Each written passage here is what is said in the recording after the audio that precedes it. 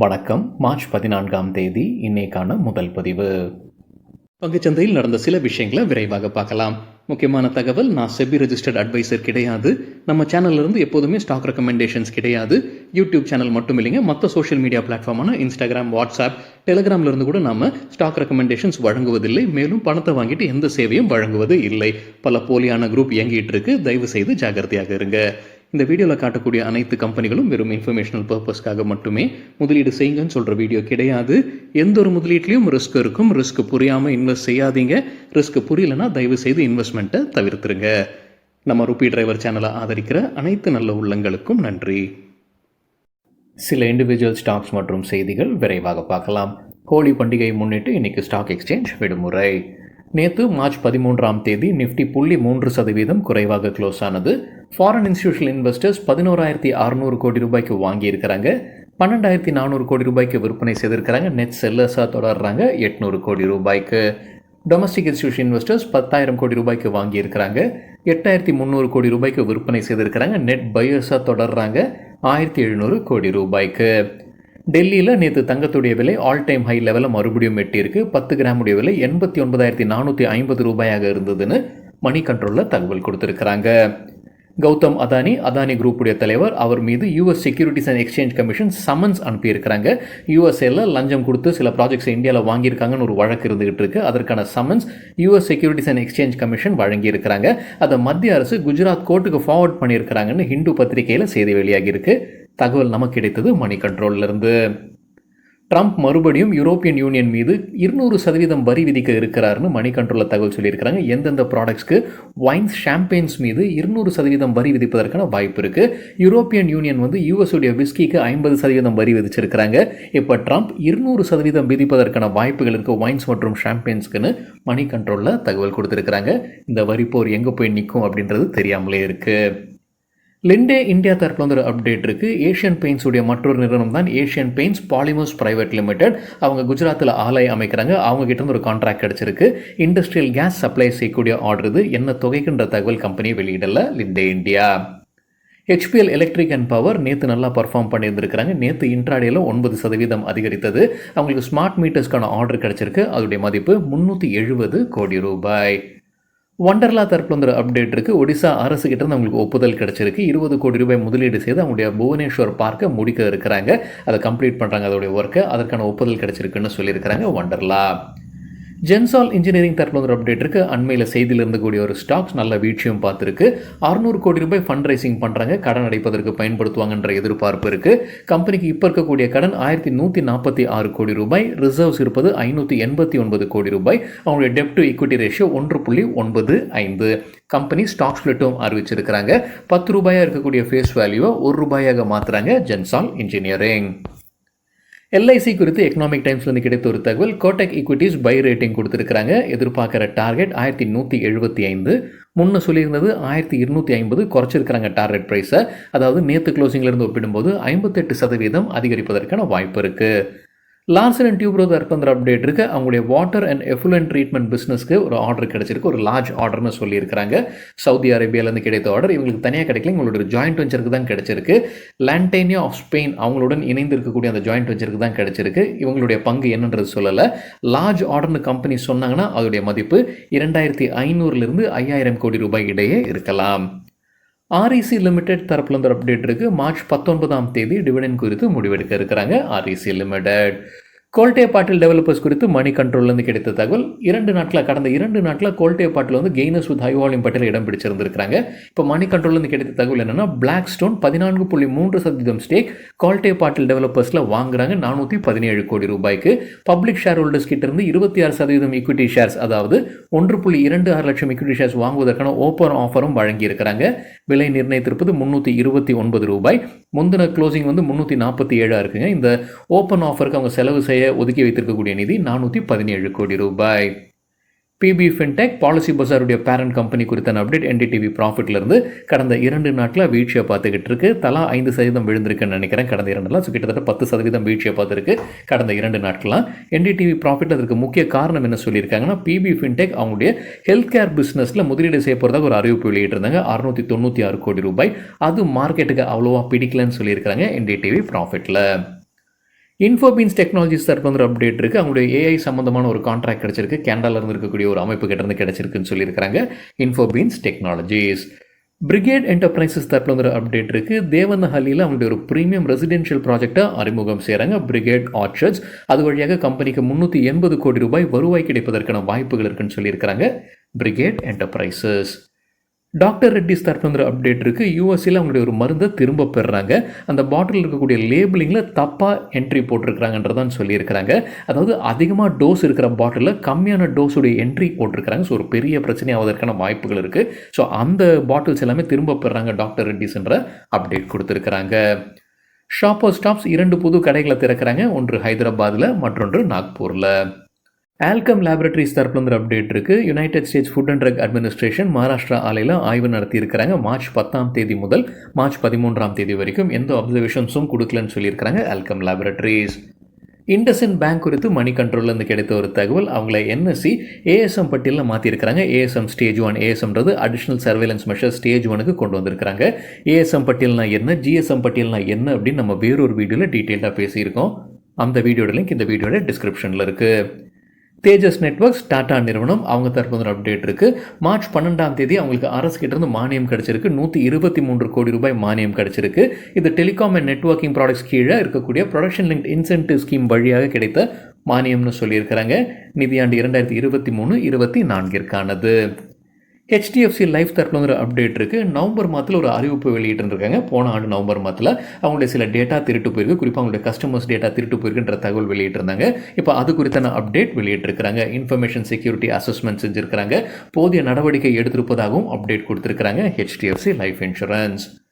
டால்மியா பாரத் பத்திரிகையில் வந்து ஒரு செய்தி குறித்து விளக்கம் கொடுத்துருக்காங்க. இந்த செய்தி நாமளும் பார்த்துருந்தோம். தமிழ்நாட்டில் தமிழக அரசு வரி போட்டிருக்கிறாங்க. லைம்ஸ்டோன் மைனிங்காக அவங்க வரி போட்டிருக்கிறாங்க. 1 மெட்ரிக் டனுக்கு 160 ரூபாய்னு விலையை நிர்ணயித்திருக்கிறாங்க தமிழக அரசு. இதனால் டால்மியா பாரத் மற்றும் ராம்கோ சிமெண்ட்ஸ்க்கு பாதிப்பு இருக்குன்ற செய்தி நாம் பார்த்துருந்தோம். இப்போ இதற்கு அவங்க விளக்கம் கொடுத்துருக்காங்க. டால்மியா பாரத் ஆமாம் அரசு உயர்த்துறாங்க. இதனால் ஆண்டிற்கு 130 கோடி ரூபாய் பாதிப்பு ஏற்படும் கம்பெனிக்கு. ஆனால் கம்பெனி அதை வந்து கஸ்டமர்ஸ்க்கு பாஸ் ஆன் செய்ய போகிறதாக விளக்கம் கொடுத்துருக்காங்க டால்மியா பாரத். அதே போல் ராம்கோ சிமெண்ட்ஸும் இதே செய்திக்கு அவங்க விளக்கம் கொடுத்துருக்குறாங்க. அவங்க என்ன சொல்லியிருக்கிறாங்கன்னா, ஏற்கனவே சிமெண்ட்டுக்கு அதிகமாக வரியும் இருக்குது. அதே போல் இப்போ தமிழ்நாடு அரசு போட்டிருக்கிற புது வரியும் அவங்களுக்கு பாதிப்பை உண்டாக்கும். பக்கத்து மாநிலங்களை காட்டிலும் அதிகமாகவே தமிழக அரசு வரி விதிக்கிறாங்கன்றதையும் சொல்லியிருக்கிறாங்க. அதனால் தமிழக அரசு கிட்ட கோரிக்கையை முன்வைக்க போகிறாங்க. இது மறுபரிசீலனை செய்யுங்கன்னு கோரிக்கை வைக்க போகிறதாக சொல்லியிருக்கிறாங்க ராம்கோ சிமெண்ட்ஸ். இந்த 2 சிமெண்ட்ஸோட பேர்கள் தான் அந்த செய்தியில் இருந்ததுங்க. ஒன்று வந்து டால்மியா பாரத், மற்றொன்று ராம்கோ சிமெண்ட்ஸ். ஆனால் அல்ட்ராடெக் சிமெண்ட்டுடைய பேர் வரல. அல்ட்ராடெக் சிமெண்ட் அண்மையில் இந்தியா சிமெண்ட்ஸை வாங்கியிருந்தாங்க. இந்தியா சிமெண்ட்ஸும் ஒரு பெரிய பிஸ்னஸ் அவங்களுக்கு தமிழ்நாட்டில் இருக்குது. அவங்களை குறித்து எந்த அப்டேட்டும் வரல அந்த செய்தியில். அவங்களுக்கு இதில் பாதிப்பு இல்லாமல் இருக்காது. ஆனால் ஏன் அவங்களுடைய பேர் அந்த செய்தியில் வரலன்றது தெரியலை. இன்ஃபோசிஸ் மற்றும் வேறு சில ஐடி ஸ்டாக்ஸ் தொடர்ச்சியாக 5வது நாள் ரெட்டில் க்ளோஸ் ஆகிருக்கு. முக்கிய காரணம் மணி கண்ட்ரோலில் சொல்லியிருக்கிறது வந்து இந்த டொனால்ட் ட்ரம்ப் உடைய இந்த டேரிஃப் அவர் வச்சுக்கிட்டு இருக்கிறாரு. ஒரு நிலையற்ற தன்மை இருந்துகிட்டு இருக்கு. அங்கே இருக்கக்கூடிய நிறுவனங்களும் இதனால் அவங்களுடைய ஸ்பெண்டை குறைப்பதற்கான வாய்ப்புகள் இருக்குன்னு சொல்லியிருக்கிறாங்க மணி கண்ட்ரோல். அதனால் ஐடி கம்பெனிகள் பாதிப்படைவதற்கான வாய்ப்புகள் இருக்குது. ஜிஆர் இன்ஃப்ரா ப்ராஜெக்ட்ஸ் தரப்பு வந்து அப்டேட் இருக்குது. NHAI national highway authority of இந்தியாவுடைய ஒரு டெண்டரில் அவங்க செலக்டட் பிட்டராக இருக்கிறாங்க. 4262 கோடி ரூபாய்க்கான டெண்டர் இது. உத்தரப்பிரதேஷ், ராஜஸ்தான் மற்றும் மத்திய பிரதேஷ் மாநிலங்களில் இருக்கக்கூடிய ரோட் ப்ராஜெக்ட் இது. இன்டர்நேஷ்னல் கன்வேயர்ஸ் லிமிடெட் தரப்பு வந்து அப்டேட் இருக்குது. அவங்க லா ஓப்பலா RGயில் 2.65 கோடி ரூபாய் முதலீடு செய்து ஷேர்ஸை வாங்கியிருக்கிறாங்க. தியேட்டர் ஸ்டாக்ஸ் குறித்து மணி கண்ட்ரோலில் கிடைத்த ஒரு தகவல். கர்நாடக அரசு டிக்கெட் விலைக்கூடிய மேக்ஸிமம் ப்ரைஸை நிர்ணயிப்பதற்கான வாய்ப்பு இருக்குது. 200 ரூபாயாக நிர்ணயிப்பதற்கான வாய்ப்பு இருக்குன்னு மணி கண்ட்ரோலில் தகவல் சொல்லியிருக்கிறாங்க. இதனால் PVR ஐநாக்ஸ் போன்ற மல்டிப்ளெக்ஸ் நிறுவனங்களுக்கு பாதிப்பு உண்டாகும்னு சொல்லியிருக்கிறாங்க. PVR ஐநாக்ஸுடைய ஒட்டுமொத்த வருவாயில் கர்நாடகாவிலிருந்து வரக்கூடிய வருவாய் 12%. கர்நாடகாவில் 215 ஸ்க்ரீன்ஸ் வைத்திருக்கிறாங்க. இன்னும் கடைசி ஆர்டர் அரசு கிட்டேருந்து வரலன்னு சொல்லியிருக்கிறாங்க அந்த மணி கண்ட்ரோல் செய்தியில். ஐமேக்ஸ் போன்ற தியேட்டர்ஸ்க்கு வந்து ஏதாவது விலக்கு இருக்குமான்றது இன்னும் தெரியல. அதனால் பொறுத்திருந்து பார்க்க வேண்டும்னு சொல்லியிருக்கிறாங்க மணி கண்ட்ரோல் செய்தியில். ஜோதி லிமிடெட் தற்போது அப்டேட் இருக்குது. அவங்களுக்கு 10 கோடி ரூபாய்க்கான ஒரு ஆர்டர் கிடச்சிருக்கு. GVPR இன்ஜினியர்ஸ் ராஜஸ்தான்லேருந்து கிடைத்த ஆர்டர் இது. இந்தியா ஃபார்மா செக்டர் குறித்தான ஒரு செய்தி எக்கனாமிக் டைம்ஸ்லேருந்து கிடைத்தது. யூஎஸ்ஏல ஒரு ஆய்வு நடத்தியிருக்கிறாங்க. 2009 ஆண்டு முதல் 2018 ஆண்டு வரை இந்தியாவில் உற்பத்தி செய்து யூஎஸ்ஏல விற்பனை செய்யப்பட்ட மருந்தும் அங்கே உள்ளூர்லேயே யூஎஸ்ஏலே உற்பத்தி செய்து அங்கே விற்பனை செய்த மருந்து இடையே ஒரு கம்பேரிசன் நடத்தியிருக்கிறாங்க. அதில் இந்தியாவிலிருந்து வந்த மருந்து பக்க விளைவுகள் அதிகமாக உண்டாக்குறாங்க. அதாவது 54% அதிகமான ரிஸ்க் இருக்குது இந்தியா மருந்தை பயன்படுத்தும் போதுன்னு சொல்லியிருக்கிறாங்க அந்த ஆய்வில். 2018 ஆண்டிலிருந்து 2024 ஆண்டு வரைக்கும் பார்க்கும்போது யூஎஸ்ஏ இம்போர்ட் பண்ணியிருக்கிறது இந்தியாவிலிருந்து வந்திருக்கக்கூடிய ஃபார்மா ப்ராடக்ட்ஸ் அது இரட்டிப்பாயிருக்கு. அதோடைய மதிப்பு $13 பில்லியன் அதோடைய மதிப்பு உயர்ந்திருக்கு. இப்போ இந்த ஆய்வு ஒரு நெகட்டிவ் கமெண்ட்டாக இருக்குது இந்தியா ஃபார்மா செக்டருக்கு. இதற்கு இந்தியா ஃபார்மாசியூட்டிக்கல் அலையன்ஸ் பதில் கொடுத்துருக்கிறாங்க. இந்த ஆய்வு ஏற்றுக்கொள்ளும் வகையில் இல்லைன்னு சொல்லியிருக்கிறாங்க. அவங்க முற்றிலுமாக இதை மறுத்திருக்கிறாங்க. சில பொருட்களுடைய ஜிஎஸ்டி வரிகள் ஏற்ற வேண்டும்னு குரூப் ஆஃப் மினிஸ்டர்ஸ் பரிந்துரை கொடுத்திருக்கிறாங்க. தகவல் கிடைத்தது சிஎன்பிசி டிவி 8லேருந்து. இன்னும் இறுதி முடிவு எடுக்கல. ஜிஎஸ்டி கவுன்சில் தான் இறுதி முடிவு எடுப்பாங்க. இப்போ குரூப் ஆஃப் மினிஸ்டர்ஸ் சில பரிந்துரைகளை முன்வைத்திருக்கிறாங்க. அதில் சில பொருட்களுடைய ஜிஎஸ்டியை உயர்த்த வேண்டும்னு பரிந்துரை கொடுத்திருக்கிறாங்க. எந்தெந்த பொருட்கள்னு பார்க்கலாம். ஏரேட்டட் பீவரேஜஸுடைய ஜிஎஸ்டி 35% உயர்த்த வேண்டும்னு பரிந்துரை கொடுத்திருக்கிறாங்க. 35% ஒரு ஸ்லாபே கிடையாது. அது ஒரு புது ஸ்லாபாக கொண்டு வந்து அதில் ஏரேட்டட் பீவரேஜஸை கொண்டு வர வேண்டும்ன்ற பரிந்துரை கொடுத்திருக்கிறாங்க. ஏரேட்டட் பீவரேஜஸ்க்கு இப்போ 28% இருக்குன்னு நினைக்கிறாங்க. அதை தவிர்த்து சில செஸ்ஸும் விதிக்கிறாங்க. அதே போல் டுபாக்கோ ப்ராடக்ட்ஸ்க்கும் இந்த 35% புது ஸ்லாபில் கொண்டு வர வேண்டும். டுபாக்கோ ப்ராடக்ட்ஸ்க்கும் ஜிஎஸ்டி எல்லாமே செஸ்ஸும் இருக்குங்க. ஸோ ஒட்டுமொத்தமாக சேர்க்கும்போது ஒரு பெரிய அளவில் போகும் டுபாக்கோ ப்ராடக்ட்ஸ்க்கும். ஹை அண்ட் டெக்ஸ்டைல்ஸ்க்கும் அவங்க ஜிஎஸ்டியை மாற்றணும்னு சொல்லியிருக்காங்க. அதாவது 5% இருக்குது. அனைத்து டெக்ஸ்டைலுக்கும் 5% போடாமல் அதோடைய மதிப்பை பொறுத்து அந்த ஜிஎஸ்டியை மாற்றணும்னு சொல்லியிருக்கிறாங்க. $1,500 வரைக்கும் இருக்கக்கூடிய பொருட்களுக்கு 5% வரையும், 1,500லேருந்து $10,000 வரைக்கும் இருக்கக்கூடிய பொருட்களுக்கு 18% வரையும், 10,000க்கு மேலே இருக்கக்கூடிய பொருட்களுக்கு 28% வரி விதிக்க வேண்டும் என்ற பரிந்துரை கொடுத்திருக்கிறாங்க குரூப் ஆஃப் மினிஸ்டர்ஸ். விரிஸ்ட் வாட்சஸ்க்கு $25,000 மேலே அதோட மதிப்பு இருக்குது அப்படின்னா இப்போ இருக்கக்கூடிய 18%லேருந்து 28% உயர்த்த வேண்டும். அதே போல் கால்நடைகளுடைய மதிப்பு $15,000 மேலே இருக்கும் பட்சத்தில் அவங்களுடைய ஜிஎஸ்டி இப்போ 18% இருக்குது. அதையும் 28% உயர்த்த வேண்டும்ன்ற பரிந்துரை கொடுத்திருக்கிறாங்க. அது தவிர ஹேர் ட்ரையர்ஸ், கேர்லர்ஸ், சில மேக்கப் கிட்ஸுடைய ஜிஎஸ்டியும் உயர்த்த வேண்டும். இப்போ 18% இருக்குது. அதையும் 28% உயர்த்த வேண்டும்ன்ற பரிந்துரை கொடுத்திருக்கிறாங்க. ஏரேட்டட் பீவரேஜஸ்க்கு 35% வரி விதிக்க வேண்டும்னு குரூப் ஆஃப் மினிஸ்டர்ஸ் பரிந்துரை கொடுத்திருக்கிறாங்க. சில தினங்களுக்கு முன்னாடி நம்ம ஒரு செய்தி பார்த்துருந்தோங்க. அதாவது குவஹாட்டி ஹைகோர்ட் ஒரு தீர்ப்பு வழங்கியிருக்கிறாங்க. எக்ஸ்எஸ்எஸ் பீவரேஜ் அவங்க தான் அந்த கோர்ட்டுக்கு போயிருக்கிறாங்க போல தெரியுதுங்க.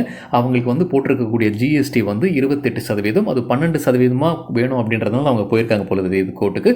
கோர்ட்டும் அவங்களுக்கு சாதகமாக தீர்ப்பு வழங்கியிருக்கிறாங்க.